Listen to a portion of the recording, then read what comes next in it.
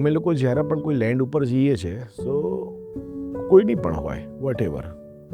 જરૂરી નથી ઘણા ફ્રેન્ડ સર્કલમાં હોય કે પેલાની હોય, તો દરેક લેન્ડની એક વાઇબ્રેશન હોય છે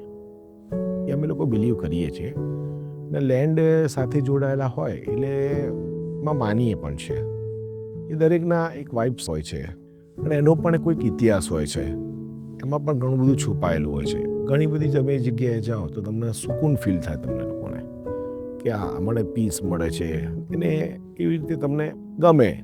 તમે થોડોક વધારે ટાઈમ સ્પેન્ડ કરો તો અમને એની પણ વાઇબ્સ પણ બહુ જ